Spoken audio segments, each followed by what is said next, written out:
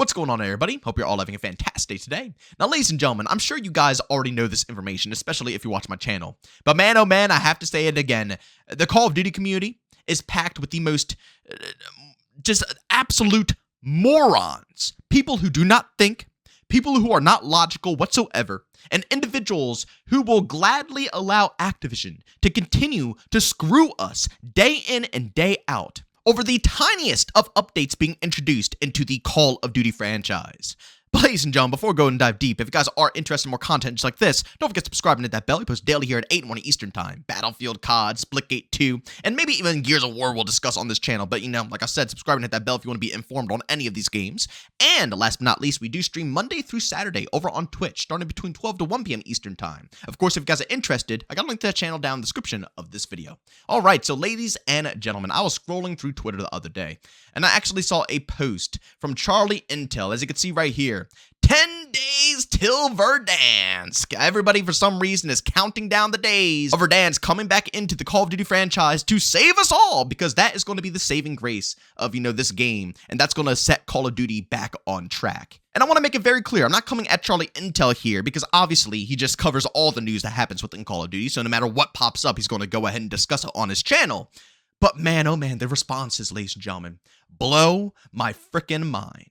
The amount of people who genuinely believe that Verdansk is going to help this franchise in any way, shape, or form blows me away. And people really do believe that this is going to be the turning point for Call of Duty. But guys, it doesn't just end there. I mean, look at this right here as well from Modern Warzone. Vertical buy station menus confirmed. We now have official confirmation that both vertical buy station menus and floating loot are returning with Verdansk. Warzone players are getting a ton of features that were previously removed from the game in Season 3. And once again, I'm not calling out Modern Warzone here. Because obviously, his job is to cover all the news that's going on within Call of Duty. But the comments under this tweet, once again, blow me the frick away. The fact that people are overly excited because a vertical buy station feature is coming back, basically having your squad show up vertically to buy them back. Apparently, that's what was missing, ladies and gentlemen. That was the missing puzzle piece to why Call of Duty is on a downward spiral and is not recovering whatsoever. That right there, a vertical buy station menu. And then again, floating loot. Yes, ladies and yes. That, my goodness, guys, we are so back. We're so back, ladies and gentlemen. I mean, my goodness, Call of Duty is going to be going above and beyond. I mean, so many players are going to be returning. Oh, God. And it's even to the point, guys. Look, I have another post for you guys. I'm sorry I'm spamming so many posts to you all. But if I had to witness this, if I had to see it with my own eyes and lose brain cells, then I'm sorry to say, you guys gotta witness it as well here. Another post from Charlie Intel. New York Mets players played Verdansk early this week and shared a video of the experience. Shows returning operators, some gameplay, and more. Guys, I mean, you would think that these are leaks for the brand new Battlefield game. And I'm not going to showcase anything because God knows what Activision is going to bother doing. I'm not trying to get, freaking taken down by Activision whatsoever. So I'm not showcasing anything. You guys can look it up for yourselves.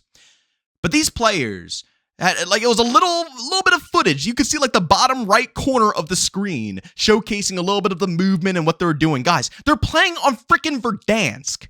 Why is everybody turning up so much right now over seeing a little behind the scenes footage? You would think that we're seeing the brand new next upcoming Call of Duty game right now. You would think that we're about to see a brand new title with brand new features and we're going to be discussing all that. No, they're literally bringing back Verdansk and trying to make it how it was day one. And everybody is turning up off of these quote unquote leaks because Verdansk is bad. Guys, I can't comprehend what's going on here. But I'm telling you right now, this is why COD is failing. The fact that Activision is bringing forward sports players to critique and play the new Verdansk version in Black Ops 6, it just makes me want to jump out a window, if I'm going to be honest with you guys. The amount of stupidity that lies in that statement I just said it's out of this world. And the fact that people are okay with it is even more out of this world.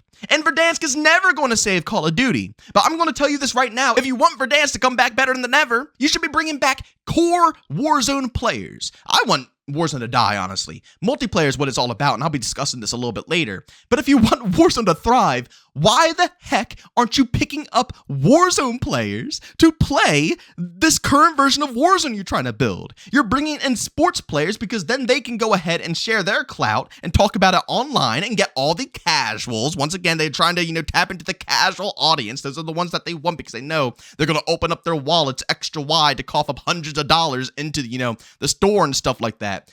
That's what they want. So instead of hyper-prioritizing the real players who should be critiquing and playing this right now, they're bringing in individuals who probably know nothing about what makes Warzone in the first place. And let me be real with you guys for a second here. Seriously, let's have a real chat here, ladies and gentlemen. Sit down with me. Let's have a chat. Let's think logically here. If this logic is true, if bringing back an old map into Warzone is going to be enough to bring the whole crowd back, then shouldn't bringing Nuketown back into Black Ops 6 be enough to bring everybody back? Shouldn't bringing back firing range into Black Ops 6? Wouldn't that be enough? No, it's not enough. Nobody cares, right? Like, having Nuketown and all these other remasters is not bringing in hundreds of thousands of individuals just for that. And the same is going to be for Verdansk. Nobody cares. It's a map. A map is not enough to bring people back in permanently, let alone a map like Verdansk where it was so many campers. It was the campiest map, honestly. I mean, I don't see the logic here. What it comes down to is performance and the frickin' anti-cheat. Just look at the gameplay in front of you guys. I can't record this game. It looks like garbage, and I'm sorry that I have to show it, but I don't have any other options. This is what we got to deal with on a day-to-day basis, especially on PC.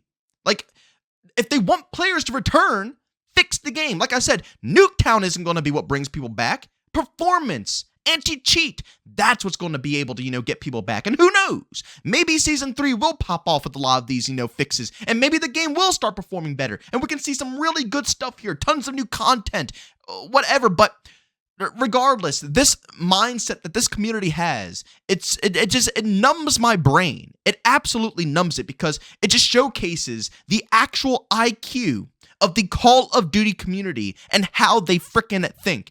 These people really do believe that Verdansk is going to be the game changer. Now, I'll tell you what, if the anti-cheat's fixed and the servers are fixed, then yeah, people will come back and play it. But the thing that sucks is that people won't say, oh, it's better anti-cheat and better servers. They won't say that. They're going to say, oh, well, it's because of Verdansk. Verdansk is why everybody's back. Verdansk is why it's doing good. No. The reason why it'll be doing good is if they actually fix the problems that are making people leave the franchise in the frickin' first place. But I'll be real with you guys. After hearing all this information about Verdansk and how they're handling things and how it seems like they're literally trying to make it like day one Verdansk, to me personally, it seems like they're trying to backtrack.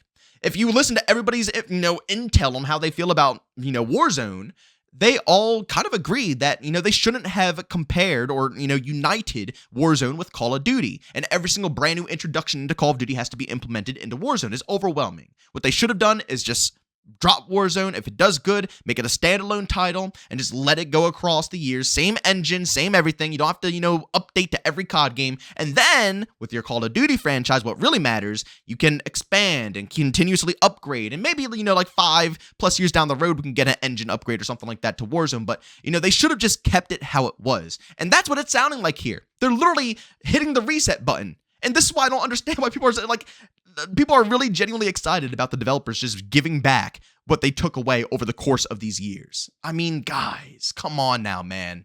I just don't think it's going to be enough. And at the end of the day, multiplayer is the bread and butter of this franchise, in my personal opinion. Warzone is great and all, but they need to put an emphasis on the multiplayer side of things. And again, like I just said, I feel like that might be coming up here. I think that they're finally understanding that Warzone might just have to be their standalone side project that will bring in some money, but they can't be, leading it. It can't be the lead of the franchise, which is why they're hitting the reset button, going back to square one. And I guarantee with the leaks that we heard about how if Verdansk doesn't perform well, they're going to keep it how it is and just, let it do its own thing and not compare it with the original COD. I don't think that's going to be if Verdansk does bad. I think that's just in general. Even if Verdansk performs well, that's going to be their mindset. They're going to just literally keep Warzone. They're not going to change anything. That's the hidden formula. Leave it there and advance with Call of Duty.